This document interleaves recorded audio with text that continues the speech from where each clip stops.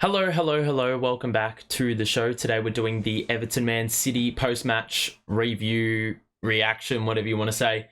This one was a comprehensive victory for Man City, 3-0 winners in the end, 2 goals from Gundogan, and he was the best player on the pitch by far.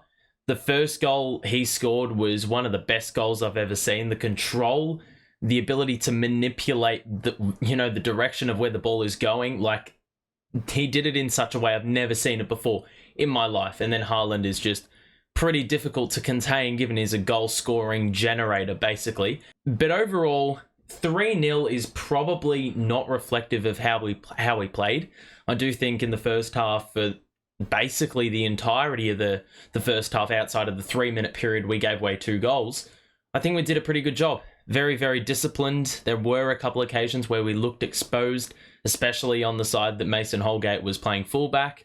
But for the most part, I think we did a really good job containing their players, not really allowing them to, pick apart our team, basically. A backline that's been pretty vulnerable this season. So we did pretty well for the most part. I want to shout out Dwight McNeil, who's going to be my player of the game. In the first half, he obviously had more work to do on the defensive side of the ball. He didn't really have license to go forward as much because Holgate needed that coverage to help him out because he was getting cooked. But Dwight McNeil, I think there was one occasion where we had a corner, we didn't win the corner, and Man City were on the break. Idrissa Gana was bypassed, and it looked like Man City were going to basically just have a procession to goal. And Dwight McNeil came out of nowhere and was able to, intercept and just basically arrive and save us and revive us in that period of time to ensure that, our goal was kept intact.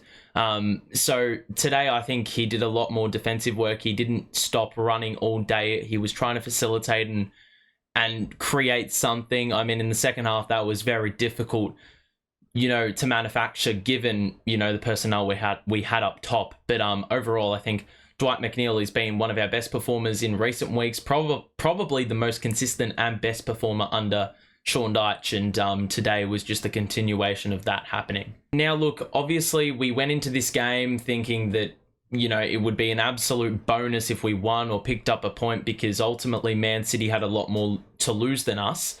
More expectations are on their shoulders. I'm not too caught up in this loss, to be quite honest, because I think there was a lot of resilience shown in the second half. Sure, Man City took their foot off the gas, but in saying that, we could have really gone back into our shell and not tried to attack. And Man City were giving that to us, but, we were on the front foot in the second half, or more so, more willing to, have the ball in possession and try to make something happen. And we were getting the ball in deeper areas for longer periods of time.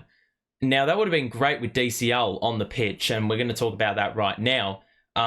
2 big games coming up, and DCL is probably the biggest question mark going into those 2 games with regards to availability. Now, Evertonians are sitting in a pool of sweat, absolutely sweating over the fact that DCL may or may not be available for Everton Wolves. And he's got a tight groin is what the report is. He is the most important player on the team. That's been very much documented, over-documented, and rightfully so, because his importance is huge, incredibly vast. Neil Maupay in that side should not see, grass again.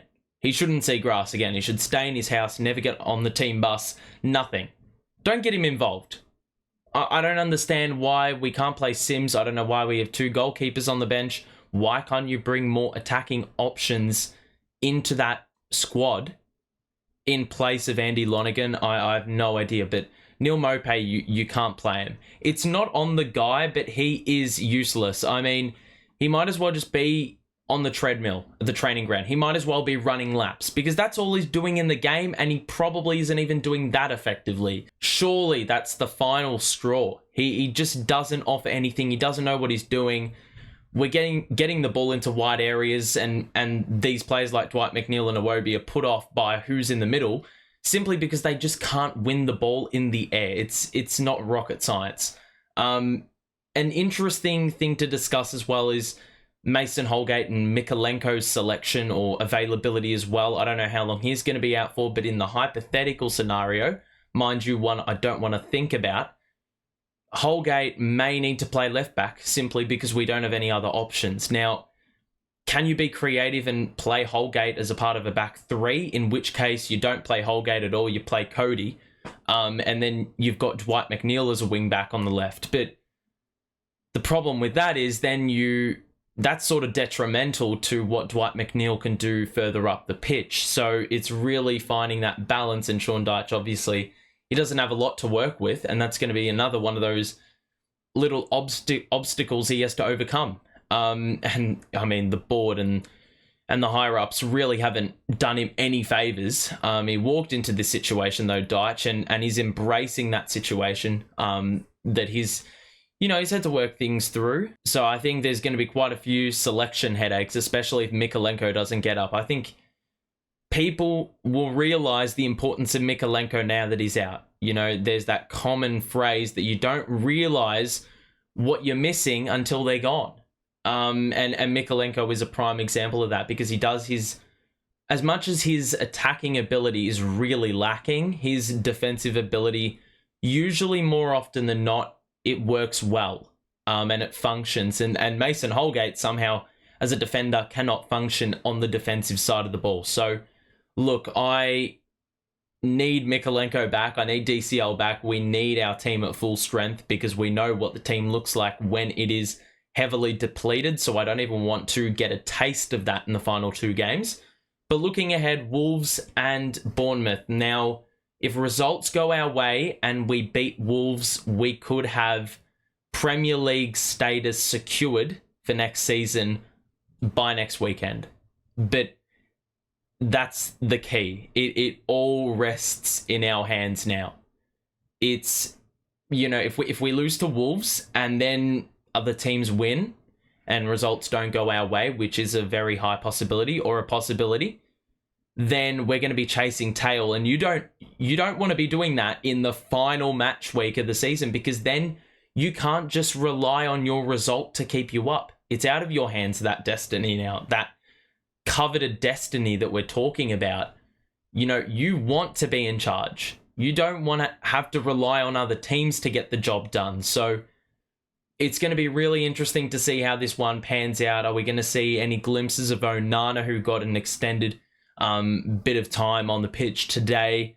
Is there going to be just any alterations? I think Mina and Tarkovsky, that has to be the two centre halves. Midfield seems to be pretty good. I mean, James Garner's been a really good addition into the squad, and probably an unlikely addition a couple of months ago. And then, we've got some good options off the bench. It's just a matter of when you use them, if they are the right players to bring on, given the situation, depending on whether we're winning or we're losing, whether we need to be on the front foot, whether we need to be holding up the fort. It's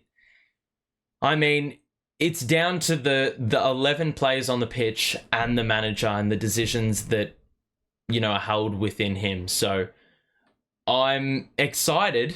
But the anxiety and the nervousness of the final 2 weeks are just going to be absolutely playing on my mind and killing me, like every single Evertonian worldwide. So it's going to be interesting to see. I hope that we are able to get out of this unscathed, but by no means is the job done yet, as we said last week going into this game. And now hopefully we can bounce back, as opposed to, winning 5-1 against a team and potentially getting complacent. I didn't see that today. That was good to see. And the fans were behind the team. I think they recognised it was a good performance. We just got heavily overpowered today. And the goals they scored, just little errors. And against a worse opponent, maybe, the result's going to be a lot different. I don't think there's too many players in the world that could have scored a goal the way Gundogan did in the 37th minute. Haaland's goal was pretty unstoppable. Once Yerry Mina committed to where the ball was, or that side of the pitch, then it sort of meant our numbers had to shift across, and that meant you had Holgate on Haaland in the middle. So, yeah. And then the free kick. The free kick was nuts. It was like a little dink very effortless and out of reach for Jordan Pickford. So that's what separates the best from the worst, or the worse off. And unfortunately, we're on the short end of the stick, if that makes any sense. So that's going to do it from me. We've got Everton Wolves coming up in a week's time. A lot can happen in that time. We've got Leicester Liverpool happening. That's going to be a huge game. And then there's obviously some other games prior to that Everton Wolves fixture, I do believe. So it's going to be very interesting to see what happens. But if you enjoyed this one, make sure to drop a like and subscribe so you're here for the run home and all the reactions I do with regards to that. But for now, so long. We'll see you soon, and bye for now.